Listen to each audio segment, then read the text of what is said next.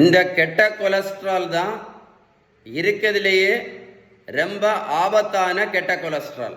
அது ஏன் ரொம்ப ஆபத்து அப்படின்னா, இந்த ட்ரைகிளிசரைட் அதிகமாக இருக்கும்போது என்னெல்லாம் பிரச்சனை வரலாம் அப்படின்னா, ஒன்று முக்கியமானது இருதய மாரடைப்பு, ரெண்டாவது திடீர் எதிர்பாராத பக்கவாதம், மூணாவது சுகர் டைப் 2 டயபெட்டிஸ் கேள்விப்பட்டிருப்பீங்க.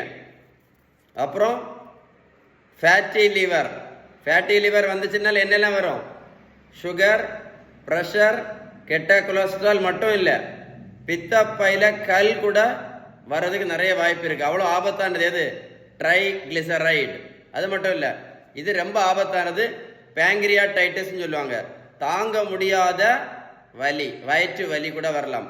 ஸோ இந்த ட்ரைகிளிசரைடு எவ்வளோ இருக்கணும் அப்படின்னா 150க்கு கீழே தான் இருக்க வேண்டும். புரிஞ்சிருக்கும்னு நினைக்கிறேன். அதனால யார் யார் சுகருக்கு மாத்திரை சாப்பிட்றீங்களோ, இல்லை பிபி மாத்திரை சாப்பிட்றீங்களோ, இல்லை கெட்ட கொலஸ்ட்ரால் மாத்திரை சாப்பிட்றீங்களோ, இல்லை பக்கவாதம் பிரச்சனைக்கு மாத்திரை சாப்பிட்றீங்களோ, நீங்கள் எல்லாரும் கண்டிப்பாக என்ன பண்ணிருங்க, இந்த ட்ரைகிளிசரைடை கண்டிப்பாக டெஸ்ட் பண்ணி பார்த்துருங்க.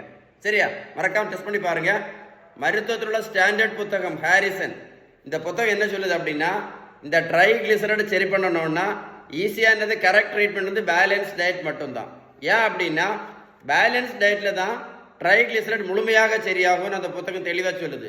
பேலன்ஸ் டயட்டு ஃபாலோ பண்ணாதவங்களுக்கு தான் என்னது மாத்திரை. புரிஞ்சிருக்கும்னு நினைக்கிறேன்.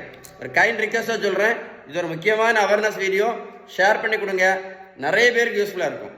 உங்களுக்கு ரொம்ப டீட்டெயில் எதாவது வேணும்னா கமெண்ட்ஸில் GOOD குட் அப்படின்னு டைப் பண்ணுங்கள், கண்டிப்பாக ரிப்ளை பண்ணுவேன். மறக்காமல் இந்த வீடியோ லைக் பண்ணி ஷேர் பண்ணுங்கள், நிறைய பேருக்கு யூஸ்ஃபுல்லான வீடியோ. ட்ரைகிளிசரைட் மறந்துடாதுங்க. ஓகேவா? Stay tune.